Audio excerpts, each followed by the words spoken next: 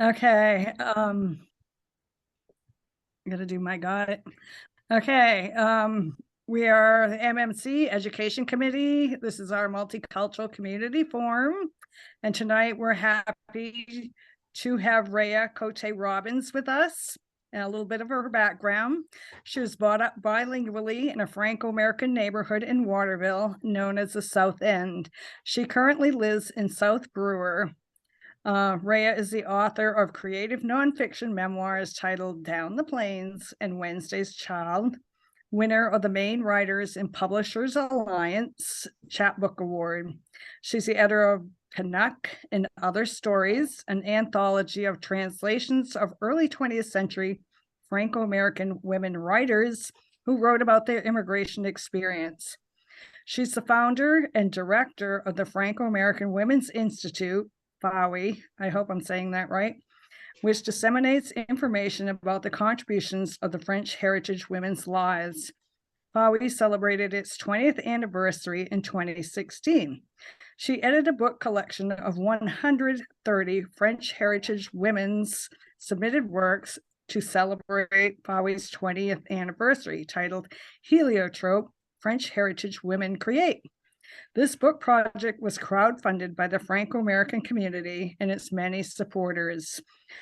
Rhea's writing and research has appeared in many publications. She's currently working on research expanding the definition of the French heritage women and their hidden contributions. So here we are. If you're ready, Rhea. Yes, I am. Thanks for coming.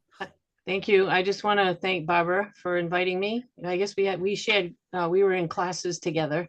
So yeah, many years ago. I don't know. So this is the connection that we've made. And then I just want to thank Maine Multicultural Center also for the invitation, because if I get a chance to talk about the Franco-American women's lives, this is like the high point of, like if you have a dream of what is it about, who you want to be or what you want to do. So this is something for me.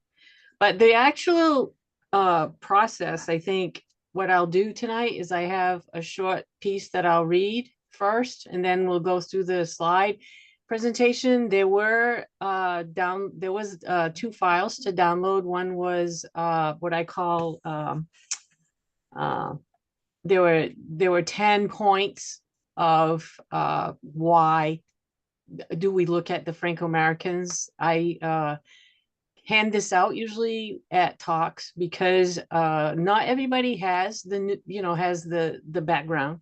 And then also there was some suggested possible discussion questions, but we definitely don't need to use that. So that is my focus. I did have 2 objectives for this presentation, and one is the diversity that exists within the Franco-American culture itself, but the Franco-American women's culture in particular, looking at FAWI. And the reason that FAWI came into being was when you look at culture in general, if you do not specifically look at the Franco women's lives or women's lives in culture, often what they've contributed gets overlooked, just kind of gets folded in. The other objective is diversity within the white culture. So for me, one of the questions I look at is the invisibility issue of the women in the culture. But I often ask before I talk, it's like, why even bother, to look at the fact of the Franco-American women itself? So if you want to keep that in mind, kind of thinking about, why are we here today talking about this? So before I even begin, I would like to read a disclaimer.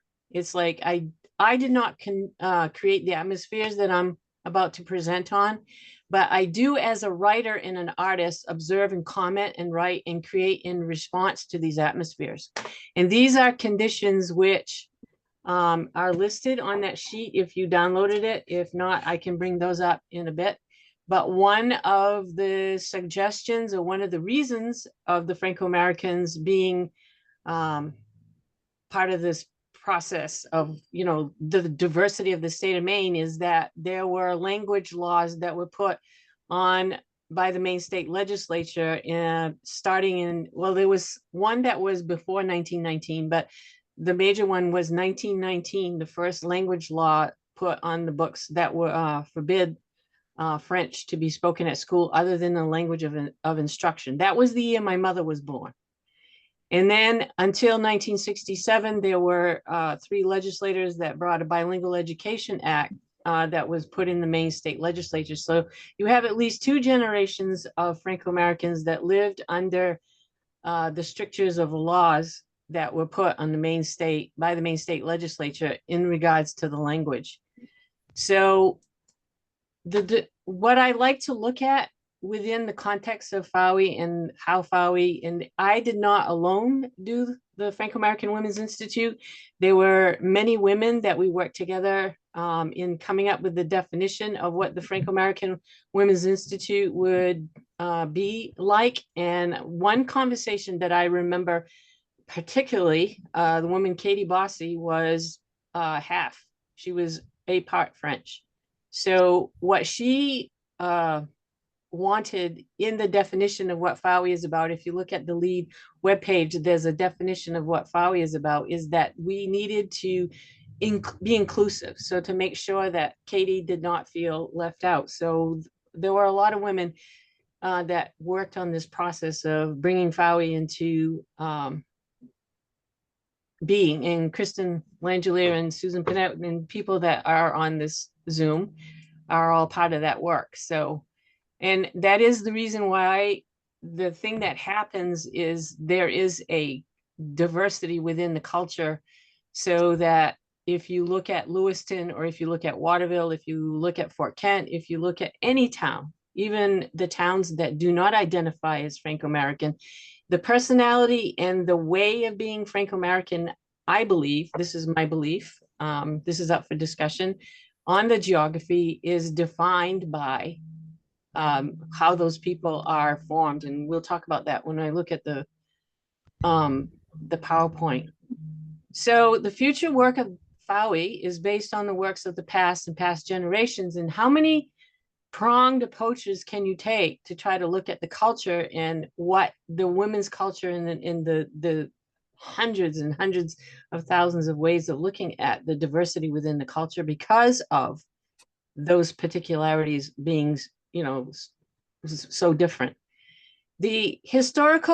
There are historical immigrants, which were the Franco-Americans, and then the recent immigrants, which I've been attending some of your presentations, and with the refugees that you are addressing the situations, those are the kinds of conversations I think that we need to have. And if we're not a First Nations person, then we are all immigrants. In the absence of the base of knowledge due to prejudices and deprivations for the Franco-American folk are still in existence. They're still in motion today. I read a passage recently that once some kind of work begins, like the language laws, it is very difficult to undo those kinds of things. The losses that are experienced when in reality, the culture, identity, and language and diversity, people talk about they lost their language or they lost their culture. In actuality, it was stolen or it was outlawed. The ignorance of the deep culture knowledges and stereotypes replacing the complexities. So there is an ignorance that replaces the deep culture knowledges and stereotypes that replace the complexities that's inherent in the group. So there's a reductionism in the form of language measuring the price of entry into the group. So the language is stolen by the legislature most of the 20th century. And then there are still the public humiliations of the Franco-Americans saying people are judging them of not having their language. And in a recent film, and I was waiting for it when I was watching the film, and someone is going to say, shame on you for Franco for losing the language. And it was a Franco on Franco. And that exactly is what happened. And so there is not a discussion of the fact of what happened in actuality to the Franco-Americans in regard to their language. And then the other part is that the actual language spoken is denigrated as not a real French, which is incorrect, based on bad stereotypes, false information, and more. maybe half a year ago, I was on a Zoom for main writers and publishers in a certain genre of writing, and a woman sat there and said that exact thing, that the French in Maine was a bad French. But I'll tell you right now, my French works fine in Paris. So the imposed assimilation processes, there was the KKK, eugenics, the sterilizations, the language laws, and these are violent actions which were enacted against the cultural group, as well as the deportation of the Acadians, which was an ethnic cleansing, which Longfellow gave voice to through his poem, Evangeline. So what you arrive at is a group that is dislocated from their ancestors. And for me, that is how you measure the connection of the Franco-Americans to their culture, is the ancestry, because nobody can deny their ancestors. So based on the DNA. The current atmosphere of requiring conformity to a cultural norm, you're now in the US, you need to be like this, is still happening for the Franco-Americans and lots of others. And the current atmosphere with the anti-woke, critical race theory not being allowed to be taught in the schools, Black Lives Matter, this will filter down into other cultural works. Recently, DeSantis went after Jodi Picoult, who is a Franco-American writer in Vermont. And so her works, which I was teaching her book on eugenics in my Franco-American women's course, she's not taking it laying down. She's going back after him. And then you have the outside influences of the Quebec government and the French embassy that insist on the identity be based on the language. For them, that is the case. And that is their front line. And for the Franco-Americans, that is not a good fit. So to work on language promotion and saying, you know, French language is the thing, that's great. But that is what that is about. It's promoting the language. It's not promoting the people of the culture. So the people in the Franco-Americans are twice immigrated from France, and then there are recent immigrants from Africa. And there needs to be a more realistic measure, I believe, in conversation, which is led by Franco-American people, not by non-Francos imposing identity, with assimilationist policy still in place. And the other characteristic of immigration, and I have seen this, and I have articles that I taught and use, that the immigration is a grief process. And what I have witnessed in my students and when I gave this presentation at the Maine Archives and Museum, a version of it, there was a young woman that was crying in the presentation. It is a grief process to reconnect with the culture. So for the Franco-American women, there are other kinds of judgments that are given, and so they're doubly and triply dinged in and out group as to what it is, and for the identity. So the access to voice, which is why it's important for the heliotrope publication to be out there to represent the modern Franco-American women's voices, and Kristen Langelier, who's here, helped me with the editing process on that. Access to the voice to self-define and full access to subject becomes the true measure of achieving autonomy and expression of who the Franco-American women are. And to impose identity, not the Franco men nor the dominant culture, speaking for Franco women, can we cannot achieve the definition of what it means to be a Franco-American woman when the identity is being imposed. There are also hierarchies of who has access to voice, and in a room full of people, if there is a non-Franco-American woman speaking on behalf or as if she were a Franco-American woman, she has more power given the hierarchy of whatever is going on. So, and the other thing, and this is true in the Quebec literature that I'm looking at, that many subjects are still taboo. So there's a lot of work that still needs to be done, if it can be done. So the mass dislocation of the cultural members from the cultural heritage occurred via these traumas of the assimilation that was imposed. Now to change, what I have come to believe is that the diversity conversation often comes down to a black and white conversation. And so you have all whites are put into a grouping, and to me, that is a case where the standard is still being set as the white, because I believe that white need to identify as to their diversity. And so usually when I do this presentation in public, I go to the hardware store and I get all kinds of white chips from the paint section, and I hand those out because I ask, which white are you? Because not all whites are equal either. So there is a diversity in the whites.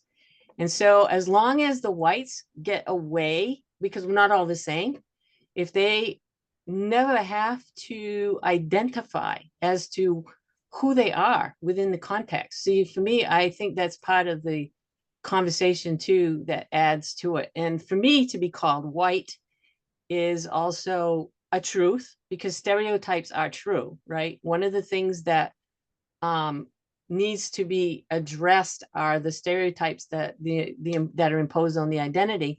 The stereotypes are true, but what we want to do is get at the complexities and go beyond the stereotypes. So that is some of the things that I want to look at. I do have a PowerPoint I want us to take a peek at. If there's any comments right now, I can stop if somebody wants to just jump in, or I can continue on. I will continue on. So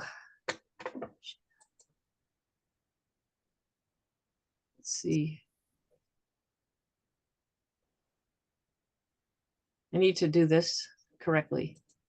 Share my screen.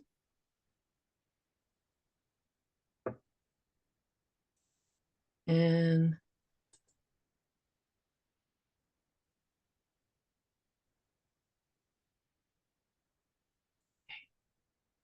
so I choose to come at this from the Franco-American Women's Institute, which is now 27 years.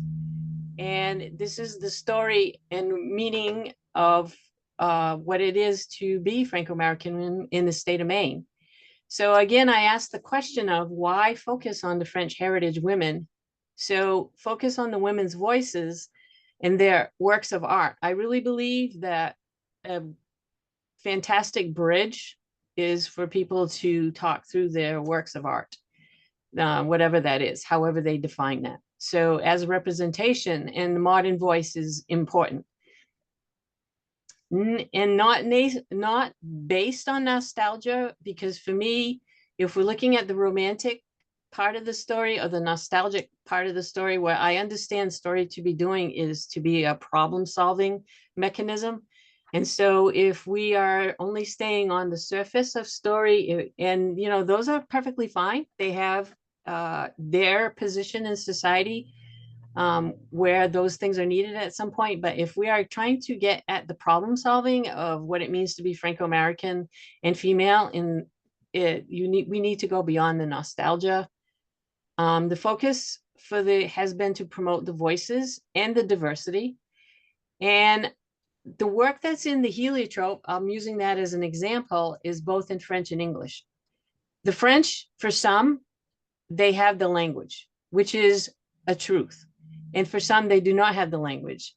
And so part of the philosophy too, when I was at the Franco-American Center and editing the forum, was French and English and in between, so that the people who were writing for the publication would have access to their voice.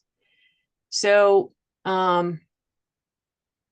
what FAWI has tried to do, and the work has come through a lot of iterations over the years, there have been different ways that FAWI has existed, is to address the challenges of the assimilation.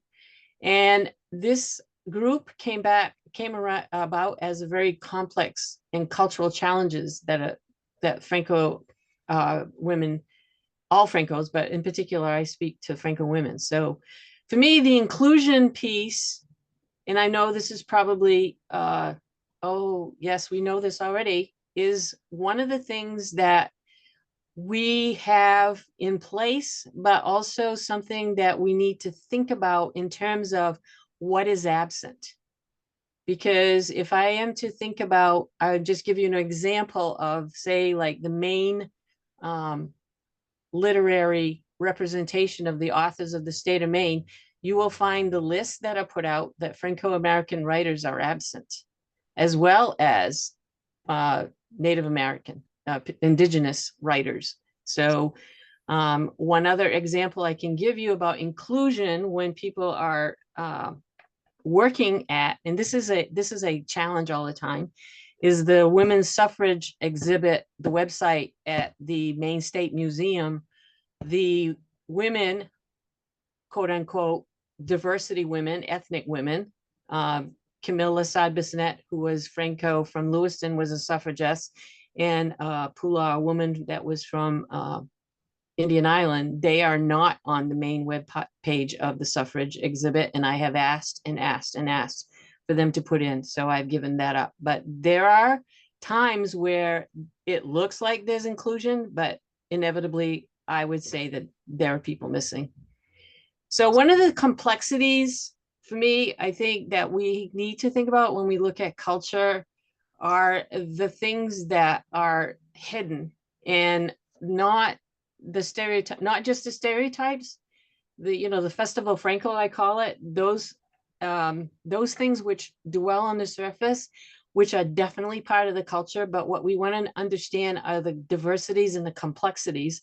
And for me here, in watching Louise Penny's, is that the author from Quebec with Inspector Gamache on Amazon, they put her, she's one of the Quebec writers that's renowned. In the Inspector Gamache, they put an actor who was acting in this series. What was completely missing, and if you have cultural people that are acting in movies, you will see their body language. What is completely missing from Inspector Gamache is the body language. So that is a part of what we think about if you are thinking about the speaking. And one of the things that was often even said to me as a Franco-American, you must be French, you talk with your hands. And so that is a way of communication that is authentic. I will use that word. I know it's a dangerous word to use, but if you see people from the culture, I was just watching Lydia Poet, the first woman lawyer film in Italy, and it's in Italian. She's Italian. There is Italian body language. It's just a pleasure to watch for me, because I can see that that's part of, if you're going to learn a language, you better learn the body language as well. So this is what I think the inclusion model, like some of the times when people are doing, say, if you're going to talk about the suffrage exhibit at the Maine State Museum with Camille, and this is the model that I would use for the suffragists, because they are off on they're listed, but it's in some sheet, but it doesn't say why they're listed, for me anyways. So it's like the ideal is to go beyond the stereotypes if you're going to be doing cultural work. And so you could use this. This is the heliotrope volume, and it's designed for classroom use. For FAWI's 25th anniversary, I put a call out to the Maine libraries to see, well, the New England, actually, it wound up going to Massachusetts and New Hampshire as well, to see if they would accept a copy, because even that is a challenge at times to get libraries to accept a free book. And I had 27 libraries that did say they wanted the book. So this is, and for me, the articles that showed up for heliotrope, it was all I had ever dreamed of. So the diversity in the volume itself is fantastic. So this, again, this is what we usually see for culture is, the Festival Franco, and, those things that bring in community and celebrate the community. But if we want to have things to study, if we want to put things out there for conversation and discussion and that sort of thing, which is not easy to do. That is probably one of the most difficult thing to do, because one of the things that is prevalent, and I worked at, what's Dorothea Dix now, I worked at Bangor Mental Health for 7 years, and I worked in the prison system for 3 years. And so one of the things that, being exposed to the literature, one of the things that I believe we address with the Franco-American group is the psychology of the oppressed. So if you look at what those functions are and what is manifested, what is comes out in, reactions and in events in the culture, none of it is surprise. The other article that I wrote, which was eye-opening for me, is the pathologies of the oppressor. And so that in itself explains to me, one, it's not obvious to people in the culture that this has happened to them or this is happening, particularly in the younger group. There was one essay in the Heliotrope from Mary Elms, and I worked with her at the university in the explorations, and she was one of the advisors. And she's from Dexter, and she is of Franco heritage. And I think her essay in the Heliotrope book is the most important because she really articulates for the younger generation the dislocation for them, what happens. So some of the results, I mean, this is a wish list. If somebody, if you wanted things to come to the surface so that there could be some outcomes, some of the outcomes is to raise the consciousness about the particularities of the French heritage women's lives. And I have moved on to say French heritage. There's Franco-American, French Canadian, there's all kinds of things. For me, the inquiry that I'm doing now, I'm looking at, because I'm a English major, I know the Brit literature inside and out. And so what I have been deprived of my entire life, and I'm whatever age I am now, I am now catching up on this literature of my culture from France. And, it's based, say, like on the English department, British model. It would be, if you wanted to study this literature, like my daughter had the opportunity to study the literature, you would have to study French at the university. Because I took Canadian literature, but I did not study one French writer. It was all English Canadian writers. So the practice of the aesthetics for me and the creativity is top priority. Definitely women-centered. And when I say that, I mean the women driving the bus. That's it. So whatever, and however they define that. And the thing that happens is because there's been such a dislocation, they don't always have, like, I don't have the information.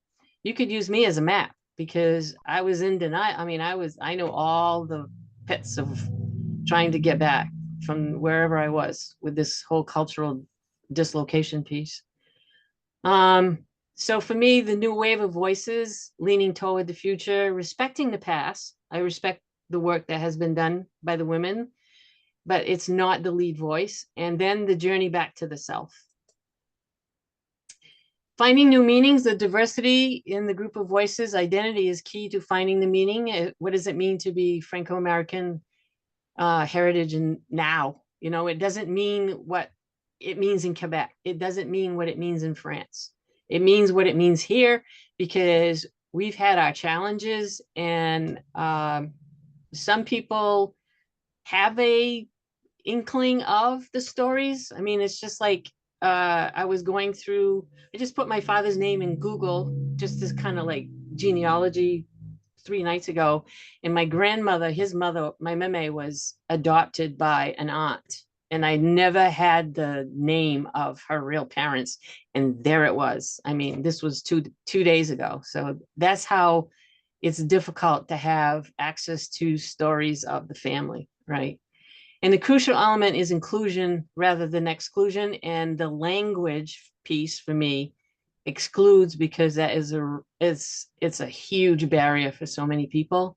If they want the language, I think first you work on getting the people located, back into connected to the culture. And then if they want to do the language, that's up to them, but not coming through the language door. And what changes, so what changes in the total picture with inclusion and the status quo?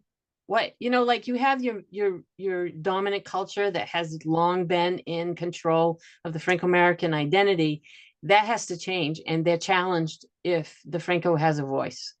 So that that's another sticky place.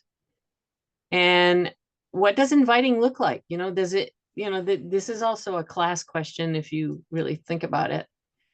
So you have to go beyond the shrink wrap of the preserved to look at the living history. And it's not to disrespect the Basque, but it's just definitely, if we're going to design the Franco-American identity today, and I have this theory because there was such a dislocation that people recreate the grandparents' era because they don't have a version of their own. So that's part of what's going on, I believe. And there are only so many subjects that are allowed or accepted for the French heritage women. And I think that in order to be having full access to all subjects is important. And if the elements are invited or encouraged, the gentrification piece, generic womaning, you have, you have a new museum, a new women's museum that's coming in Washington, D.C. And my question to that is, what is that going to have access to deeper definitions, or are we going to be looking at generic women, right, as a definition? And other forms of conquest or colonization or modernization. There's issues going on in Lewiston right now with the renaming of the Franco-American Center there to Riverfront. So they're dealing with some of this issue.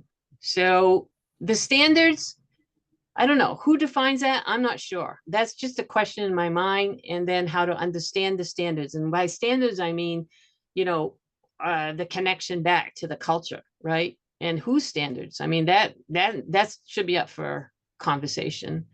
And it's usually said that the French are the quiet presence. Well, I think they were the silenced presence.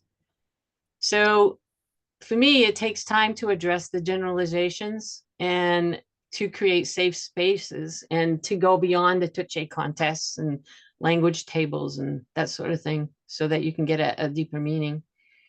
So for me, I always write to resolutions. So part of the evaluations, like the bilingual signage, I served on a committee here in Brewer, which is, Route 9 straight to Canada. And I asked for bilingual signage. They had brought a person in from the coast to lead our fact finding. And she said, well, we should have Italian and Spanish. And so she not connected to the geography at all. So that did not happen, but I did ask. So the literature that's taught, the French heritage, the local lore, and not just secondary or minor, because that's how it's seen. There is a Franco-American literary heritage and a group of authors. And right now it's trying to get that word out there is still a challenge. And encouraging the creation of arts and not just the consumption. So going beyond the sentimental, les bons vieux temps, and being aware, which I think is really causes upsets in the status quo when silencings are happening or have happened, or renaming of buildings without Franco's approval. And so which vehicle of communication is mediating the identity and the ties to the identity? So how do we how do we manage to, I mean, this is almost an insurmountable issue because of it's been a long time, but I do believe that there are roads back. So to the self, who is defining or designing the conversation? I think that's an important thing to look at. And are there opportunities to tell the particular or fill in the blanks? So, people to learn the gaps of their lives. And sometimes you're never going to know. I've talked to people, writers who say, well, all I have is this. I said, well, that's it.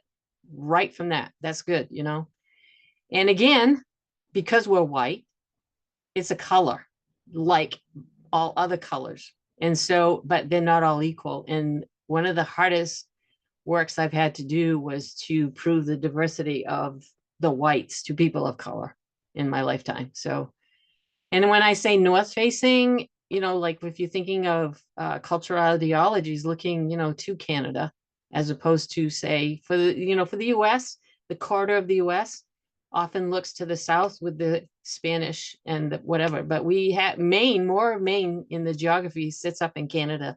So part of what we need to do is to know where this state is sitting and what are the strictures of assimilation that are still in progress, because they are there. So FAWI, again, was created to counter the absence of the presence of the French women's heritage, culture in the mainstream. When FAWI started, there was a listservs of women, Italian women, Spanish women, and there was a person that was doing research at University of Maryland, and she was in charge of these listservs. So this was a start back in the 90s, or like the 90s. And I said, if I create this listserv, and she said, yeah, sure, she would list it. So that's part of one of the works that was done. And what is the consciousness that's that's being raised now, and how to make that part of the larger view. So I hold, say, like the main organizations, like the Maine Historical Society, the Maine Writers and Publishers Alliance, the Maine State Museum, are they really including of the cultures, or is it, we're presenting a view of Maine, but which view of Maine, and then who owns the culture's expressions of itself? So are we invisible, or are we viable? And if you see this, is you don't have to burn books to destroy a culture, just getting people to stop reading them. And so, my usual thing is when people are saying somebody, oh yeah, well, it was Ron DeSantis with Jodi Picoult. I'm like, well, has he read her? Like, I don't think so. But anyways, so this is my PowerPoint.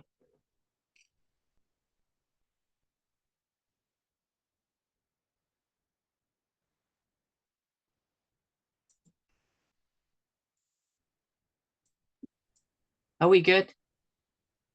The screen? Okay. Okay. I'm open to any thoughts or comments or questions or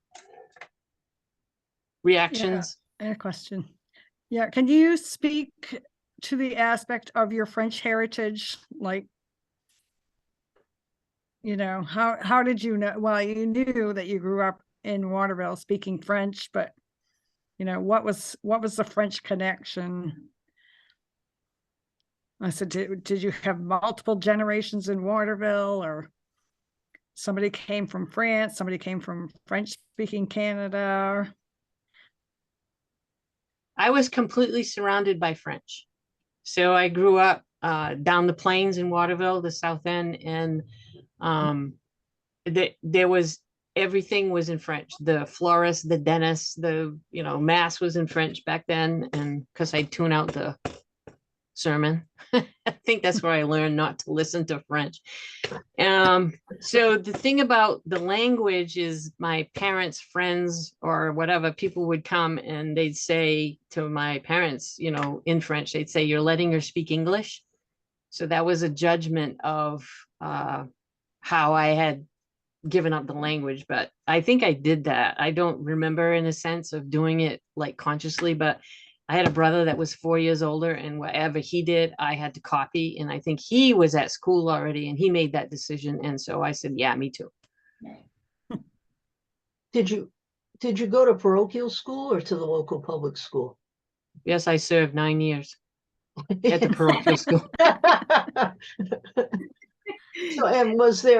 So at the parochial school I went to, they taught half the day in French up until 4th grade.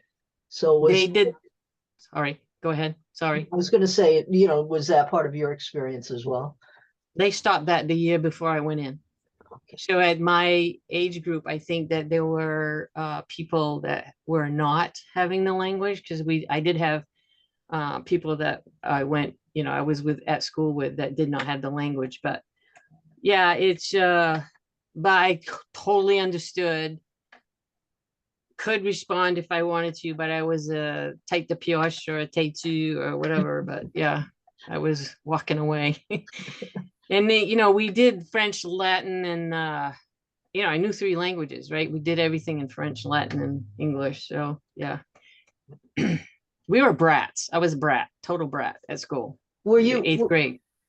Were you first generation, or was it your parents that immigrated or your grandparents or? I'm 10th generation. I still have the language. Those Wow. are stubborn people. Wow. Yeah. Wow. Yeah. 4th generation in the US. And then the rest in Canada, different places. But 4 generations here in the United States. Yeah. You're supposed to lose it at 3. I was what, 3.5, right? With the 4. So yeah. Cool. I don't know. But the thing of it is that there was the immersion in the culture as well, right? So I was surrounded by Yeah. I don't know, the whole thing, right? The ladies on the porch, by the time, if you did something, by the time you got home, your mother knew it, kind of thing. And I don't know, it's just it was a complete immersion. So I think I don't know, if I see the language, people doing the language, for me, it's a lived experience. It's not a classroom experience, although you can learn, vocabulary, and I don't know, and I have a block with that also. So I don't know. I mean, I think people have challenges about being in the culture that that we haven't even looked at. Have not been able to. We have not been given permission to look at. I had a woman at BMHI. She was from Northern Maine. I don't know if she was a permanent person there or not. I can't remember. But anyway, she was having an episode. She was in the hallway and she was all over the place, right? And I spoke French to her and she went like, she stopped. It just completely stopped. So that connection, that whole connection thing exists. Yeah, I really believe in that. But I also believe it all, for everybody. We all have culture. We all have the DNA. We have like those connections. And I think that that's where, when we talk about who we are as people, I think we miss a lot of that. And then to me, it boils down to stories. Yeah. Yes. I have a question. I'm interested if you would address how being immersed in the culture is if you don't speak the language. If maybe your parents do, but you don't. Can you be as immersed in the culture in that way? Or is I had students, I just retired from teaching at the University of Maine. I said how every town has its personality. So I was teaching, I got done in May of 2019, but I was advising undecideds to help them pick their majors. And so there would be young women. I'm picking on this one because I remember one in particular. There would be a young woman in the class speaking with the lilt of Northern Maine, whatever, right? So it's in the DNA. I really believe that the imprint of who we are, it's like my husband, I can give you a different kind of example because his grandfather was like this a major woodworker. And so with the exposure to my family, we're project people. My parents were project people. So he signed up for woodworking. He was like college track. We tracked back then, but he signed up for woodworking. The guy made furniture during his senior year in high school. So to me, the sawdust is in his blood. It's kind of like that. It's just, we have, people tell me stories and I'm listening and I'm like, oh my God, I can hear in them their DNA, their culture, who they are. So not to have the language, I don't know. I think they have it. It's just that they have it in different ways. It's for me, being a bilingual speaker, I write as a bilingual. So there are things there. I don't know. It's like your fingerprints or your handwriting or your face to me. That it's as distinct as that. Thank you. Interesting. Because another thing I would ask, there was a woman that we all knew. to me, she had a very distinct way of telling story. Amy Morin, I'm talking about Amy for you. So from her, I kind of got the sense of each family has a way of telling story. My family, who the funniest person was the way we told story. It was like a contest because my oldest brother was always funny, right? So Amy, the way that Amy told, I would listen to her tell story, and to me, it was just so unique. It was distinct. It was like whatever. And then, you listen to people. You all have a way of telling story, and this is what your family has. Like it's just there, right? So I was at one of the conferences at Orono. It was the first time I had read poetry in public, and I was making people laugh. And in my brain, I'm thinking I'm winning. Because that was the way that we told story at home, was that, you had to be funny. And if you couldn't be funny, well, just don't be bothered talking. And still, my oldest brother is still the funniest person on earth that I know. So,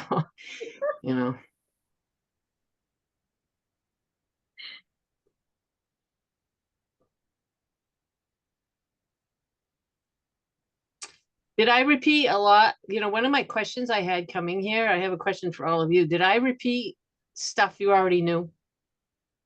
In a sense, about the French, or what? Because it's always a question in my mind. It's like, what it, like if you're going to talk, you want to say something that's, No, I would say this is some really good new insight for me.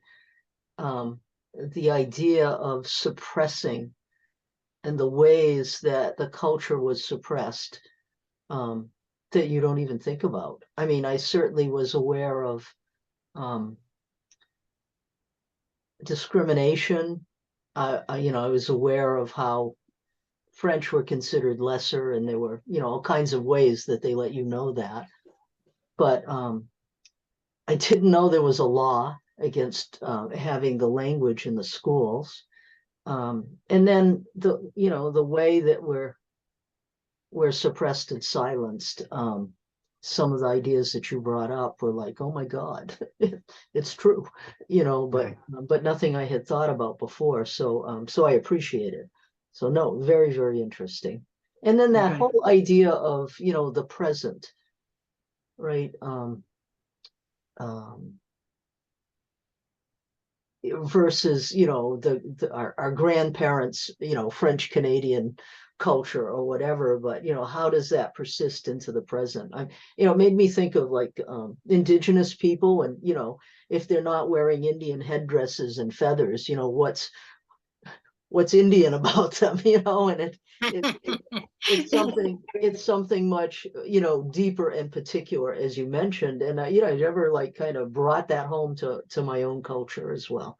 It's like, what is it that's essentially Franco, in what I have, and how do I reconcile that? The piece that's difficult sometimes is the kind of what do I bring of value that isn't the patriarchal kind of nature of the culture that I grew up in. So how do I be Franco but lose that patriarchal piece? And what is it that's essentially Franco that's of value to me as a woman, that I pass then on to my children, right? How much do you think Catholicism was Sorry. all mixed up in the Franco culture? Can you say that again? Sorry. How much was Catholicism a part of the French culture? How much of that dominated the way women were treated and the way men were? I'm interested in that.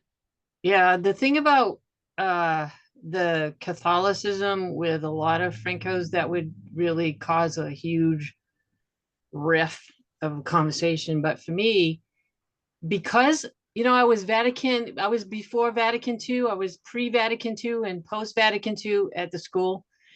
And the thing that you learn, I think, for living that And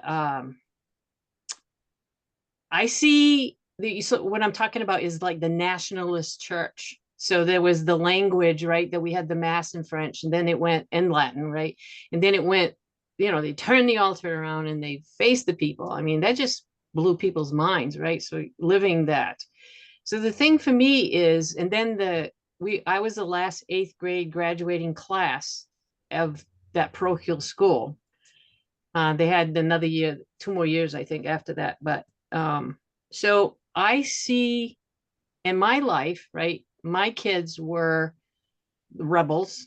2 of them were total rebels. One, was not, but they really pushed against what, like the rituals and whatever of the church. And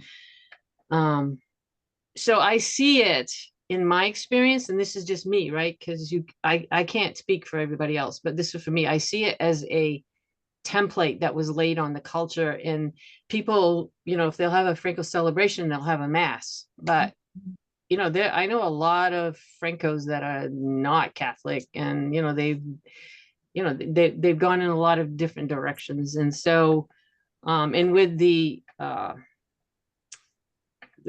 situation with the priests, and the way that when I was working in prison, there was a guy that had been abused by one of the priests, and getting to know his situation or whatever. But so for some folks of certain that would be one of the things I think that you really have to have a conversation about. One, the sexual abuse of the children, and 2, for us men and for our salvation.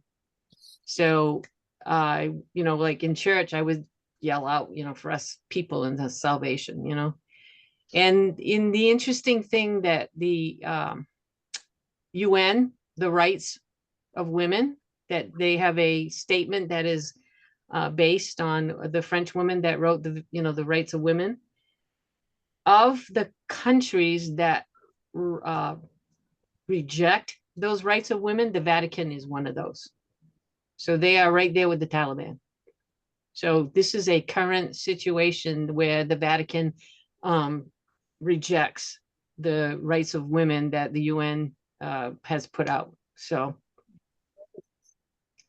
Wow. So you asked that question. So that is so complex, and I don't know if, for me anyways, if you're a modern, I use my sister-in-laws as a measure of what I'm doing for work, as a reality check, because they're Franco, and they're not in the Franco work. They're not, as we used to say, Franco for pay, although I'm not getting paid these days, but that's okay. Anyway, so the thing about I see them as modern Franco women in a sense, because they go about their business, and they are, of course, Franco, but at the same time, it's I think it's challenging. That question you asked is probably one of the more difficult ones. But I did want to say something else, Pamela, that what you were saying was, I think that's a huge insight that you have, that, what you were expressing too. I want to get back to that. Great question. Thank you.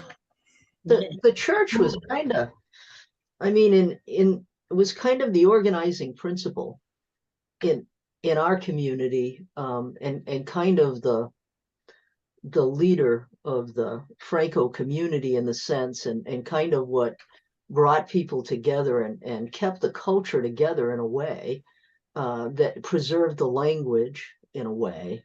And the idea being that if you preserve the language, you would preserve the culture, and was kind of guardian of the mores, I guess. And so on the one hand, but on the other hand, it was the church, which was separate than Franco. And so it's difficult. It's kind of like the patriarchy. What do you bring forward of your French culture that's leaves behind the patriarchal piece, and kind of leaves behind that misogynistic effect of the Catholic Church on you if you're a young woman kind of growing up, that at the same time created community that you were an inextricable, part of. So it's it is complicated. It's complicated and difficult and a hard question, a hard question to answer. And I think that even within the whole cultural group, because you could say it's a class question too, because my mother always used to make a comment about the good Catholics, like she wasn't, So I don't know. So you had the and I came up with some rebels. My family, I guess, were kind of rebels. But the thing about the church, I just read a woman, she's Spanish. I just read her PhD thesis, 551 pages, but it has, even today, like all the work that I've done, like reading her work, I mean, so explained the events that were going on in Canada that decided on, this was based on literature too, because that's my work, but looking at creating a nation, the literary Canadian nation versus, like the writers of Quebec, and trying to come up and create their language. And they had their Quiet Revolution, which I was wondering if that happened, but the men left the women behind at some point with the Quiet Revolution. And so that they had to, affect their own voice and find their writing. So, but what this woman, she's young, she's in Spain, she's at the university there. So she's like, now that she's written this, called the culture, the effect of the church in Quebec as priest ridden, was her words. That was it. So there's the effect of what you were saying. There was this, it's like a double-edged sword, you had this ceremony, you had this ritual, you had music, and I was like right up to my eyebrows in that. And but at the same time, there was a lot of control, before, in the 60s, before we would go to the movies, because we were going, doesn't matter what was, whatever, there was a list of movies that you weren't supposed to go see. So Beach Blanket Bingo, it's like, hey, I'm going, it's like it's like you gotta make up your mind, it's like either you go, you don't go, and like whatever. And then like the nuns would tell us not to wear deodorant. I'm like, well, you don't wear deodorant, that's your choice. But kind of silliness, it was just crazy stuff. But you just, I don't know, you just had to be a rebel, I guess. I have no idea. But some people couldn't do that, which is, I saw that too. It was and there was not the days of having ed techs or help in the classroom, and they would either keep passing the person until they were like 16, and then they could leave. So that happened. They were sitting in the back. So yeah, lots of work to do there.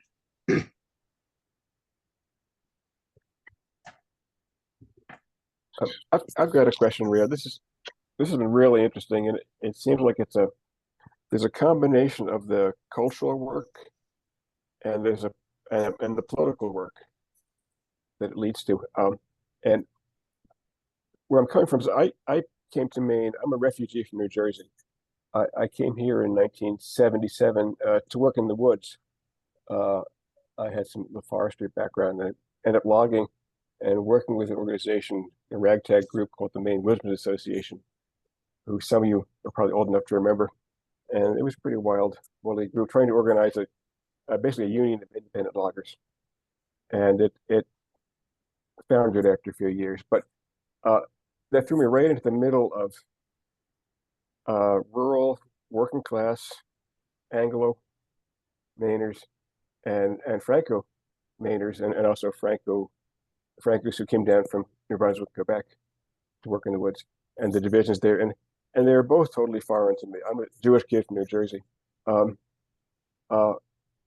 Francos culture was actually more familiar, except that I only had 4 years of Parisian French in high school, which I wasn't very good at. So I didn't get the language very well, but the culture seemed, it was the Mainers, the Yankees were a little harder. But I remember that put me in contact with people. There was a lot of organizing going on then around cultural issues.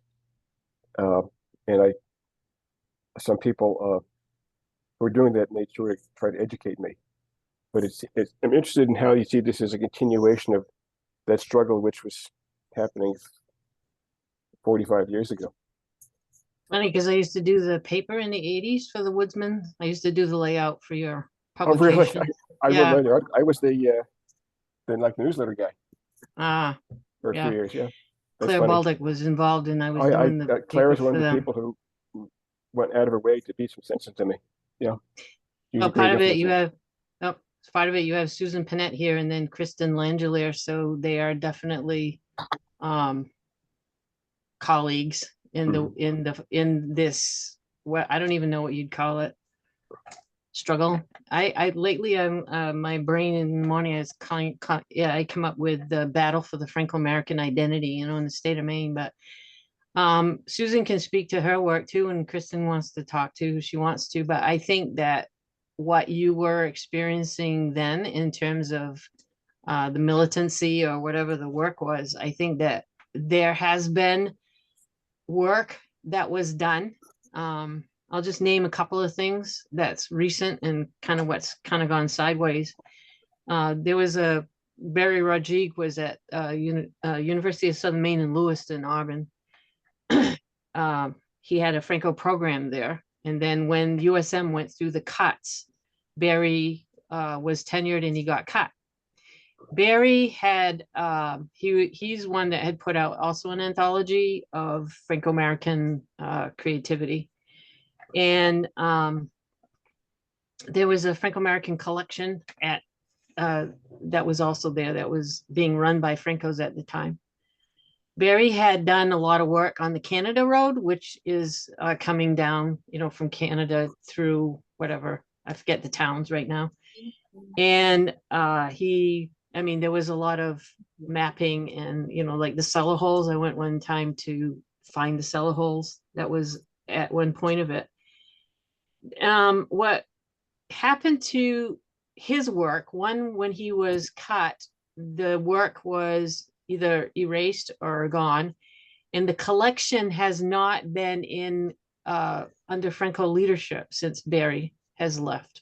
So you have a Franco-American collection that is not being led. So if you can envision Black person's cultural heritage, being led by someone that is not Black, or an Indigenous not, being led by someone that's not Indigenous, I believe the formation experiences that people go through in life inform, their work. I do not believe that being Franco-American necessarily is a job description. So, so you have that process. The Canada Road was taken over by folks. I won't name them, but it has turned into an English road. It is no longer defined by what its origination was. So I was reading the newspaper today. There's another thing that happened. There was a LA museum. So that has been gentrified also. So there's a museum in Seattle of work and industry. So it reminds me of that, where the direction of this particular museum, it's a mill, org, so it's been gentrified in a sense. So you have the works that are being done, but at the same time, over the course of the year, like the time that goes by, it's hard to hold on to, that work part of the argument, the Franco Center in Lewiston is that, it's been renamed to Riverfront. And they're saying that it would make it more relevant to other people, like in whoever, to go to their events. So for me, it's, why is one group's story more important than another?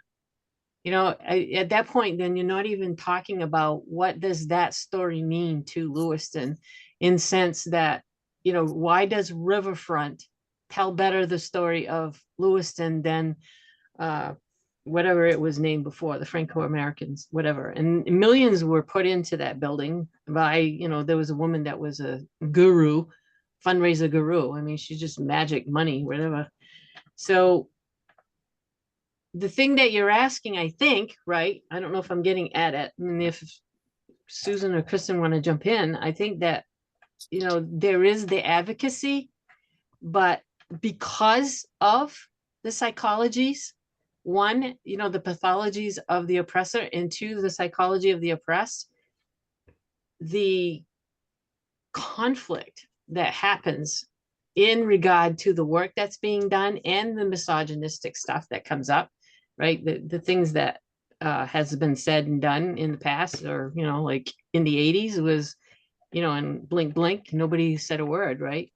So I think that, I don't, you know, that's, I think our challenge is how do we reconnect people that have had these experiences, and it's traumatizing. You know, you're going through, when I had a student that was in a class, and she went home one day and they pulled out the instruments. I was teaching a Franco women's course at Orono. They took out the instruments and they played Franco music. They hadn't done that in years, and they were crying the whole time they were playing. I mean, it's at that level of, I mean, to me, it's like almost like PTSD, right? I mean, it's just, it's so beneath the surface, but that's why the immigration thing. And then you have, you know, the journey back, because who knows what has been said or done or what to people. So, you know, you have all that. So, and, you know, isn't it the errors? I said at the start, right? The disclaimer of the atmosphere right now. I mean, what's going on with, you know, Florida and Arkansas, they're banning the books. I mean, that's going to back up. I mean, they already went after Jodi Picoult. So, and she says, my, you know, her character, she says they don't even kiss. So, you know, I mean, but she does take on issues in her books. She's very serious about that. So I think part of what we need to understand is, where does the Franco-American as a white population fit in this diversity conversation, where it's usually seen as a black and white conversation, and the whites, what, do we get a free pass? We don't need to say that we have a diversity. And I think that's wrong for us, and wrong for the blacks to just say we're all white. Well, KKK marched against the French in Maine, so makes me reverse Oreo some level. Did I hit it or not? Thank you. Susan, did you want to jump in? No, I mean, I think, I mean, I work with young people. I was just thinking when you were talking, Rhea, I work a lot with 18-year-olds. And I was just thinking about the, you know, kind of your idea of silencing, and part of what's happening, I think, with a lot of young people is they get their cues so much from the national media now, and their phones and Snap and Insta and all these things, right? And their subject formation is just so outwardly, right? And Francos have no presence in that realm. And I don't know that, I really don't know. I mean, I'm too old to know really what is in that realm, really, you know, I mean, ultimately. But I've noticed a real shift with my students in that, I mean, they still, I have a class of 25, and within 2 weeks I can pick out all the Francos. I mean, it's not like they stop acting like Francos, but they stop, they have no reference point anymore, because they spend so much time in this national space that really kind of ignores where they come from and their local space. And so, you know, I've had to really think about, like, my work is changing a lot because of that. And so, like, the courses I teach now, like I teach a course on genealogy, because the students I get, they're interested, but that you have to teach them ways to think about where they come from and what they have. So that's all I would just add to what Rhea was saying. Cool. Wow. Kristen, anything? Or? You're muted, Kristen. Hello. I had a interesting experience just on Monday that I just kind of wanted to share and, to see if people have thoughts on it. We went to Waterville to see a film called The Quiet Girl, and it's an Irish film. And one of its distinctions is that it's in Irish and, that language. And we have been doing this on Mondays, and we go on Monday at the first show because like nobody else is there, and if we worry about COVID or whatever, it's a good time to go. And so we go into the theater and it's full. And who's in the theater are all young people. And so, sit down, and of course what you do is listen, put my mask on, then I listen. And it was a high school class, and there was a young man who was teaching it. He was there with his mother. The high school class was in something that was both Franco-American and Irish-American. And before the film started, he introduced his mother in French to all the students in class. He talked in Irish also, did a little bit of, that sort of thing. The students were just, they were so attentive and, so taken both, I think, with the film and with the whole thing. And I just go, oh, wow. It was just kind of my feeling. And one of my thoughts was, oh gosh, the kids are in good hands. I thought, because it was an international film, but there was a sense in which there was a real sense of the local and the cultural and their claims on it. So I just wanted to put that out there. Thank you. So interesting. That's cool.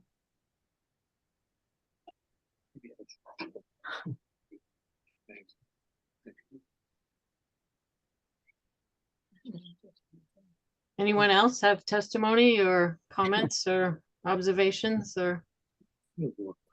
Ray, I have a question about the women in your anthologies.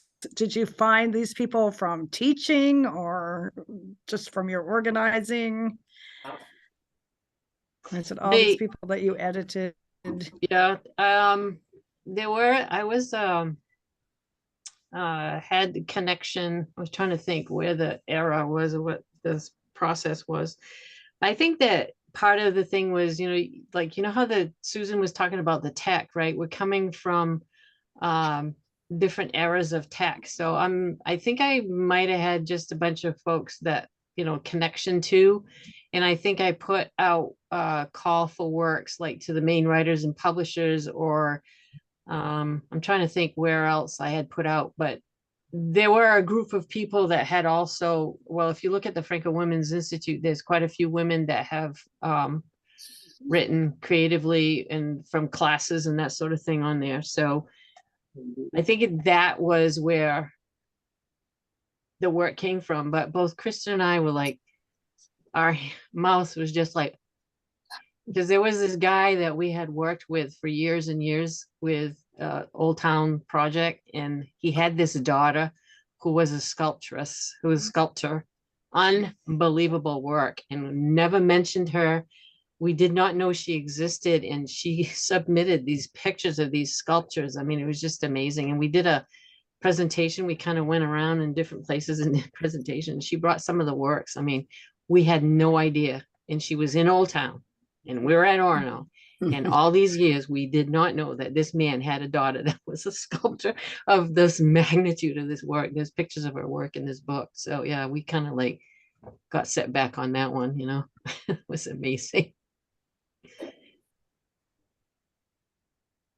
The thing that, and it's interesting where the most, what do I want to say?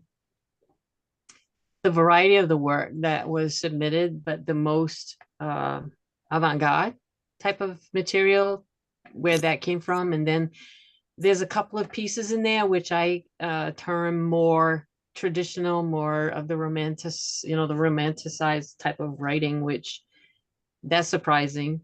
And then there were some that I just wanted them in the book, So there's a woman that does genealogy in Northern Maine. I mean, she probably should have her master's degree off of the work that she does. And I'm not sure if she, and I was used to this because of my work editing the forum. Like, Francos don't always know how to submit to publications. And she just sent me this bunch of stuff. And I'm like, okay, so how are we going, like newspaper articles or just notes on paper? I mean, most people would have said, wouldn't have bothered, like, I'm like, oh my God, so what are we going to do? So I had to like give her directions, I'm like, this is what I want, just give me this. So she came around, she did good. So she's there, but it's just so funny. I get some stuff that, and then there is one woman that she's like, she sings. She has she has a repository of the songs. There's 4 or 5 of them that's in the culture, and they're like, they are the holding trust of the songs. So she sent me like some stuff. Someone interviewed her. That's what happened. But then I kept getting these envelopes of all these things, like this articles and different stuff. So that's the other thing when you get, and I was doing a archive workshop with Ma'am and trying to figure out what to do with my collection that I have, because it doesn't seem to fit anywhere, I don't think. But you don't always get what are the vestiges of the culture. The woman that was the head of the Acadian archives one time, some woman walked in one time and she stood in front of her and she did a dance. That was her contribution. She just stood right in front of the lady and she did a dance, and it's like, that's it, that's what she had to give. Cool. But that's you have to live at that level, I mean, you got to be like open to this stuff, I mean, it's just, yeah, okay, let me get a camera. Cool. Very cool. I should mention at this point that we are supported by the Maine Humanities Council. They give us a grant that allows us to pay a pittance to our to our presenters, but it's a little honorarium, which we're happy to do. And so in return, they just ask that we do an evaluation of our events. And so we have a very, very short survey for you to fill out. I have put the link into the chat. So if you would go there and fill out the survey that allows us to fulfill our obligation to our generous funder, that would be a wonderful thing, and we'd appreciate it before you leave. Any last questions for Rhea before we go? Any comments, observations? Thank you so much. Thank you. Yeah. It's very, very interesting. And Thank provocative. you. Yeah, I need to go back and read the literature. Yeah. Thank you. Yeah, I'm Lots of, gonna- lots of good, If I lots of go good leads. if I go I'm to the gonna FAWI website, will I be able to, get some titles to read? I mean, your books, obviously, but other, Franco writers, are there? Will I find that at the FAWI website? There is a suggested reading list, but then also you can go to the Franco-American programs has also materials, which is at the University of Maine. So definitely the FAWI website itself has publication and of writings of women. So if you go on the links page, there are e-zines, because that was the thing, right, back in the whatever, but I don't take them off because people are still using them. Cool. So there are several editions there of materials, and there's papers written by students from my Franco-American women's course. Cool. So there are really some really good stuff right there on the internet. It's all free, so it's good to use. Thank you. Thank you so much. This was wonderful. Thank you. I loved it. Thank you I so much. appreciate it. appreciated it. Good to Thank see you so much. everybody. Thanks. Everyone do the evaluation, please. Yeah. Okay, I got the link. Okay. And Bye-bye. we'll post the video eventually on our website. So Okay, we'll have a very place. good. Thank you can so X out some. Thank you. Thank you. Thank you, Rhea. Thank you. Bye-bye. much. Bye. Okay. Bye.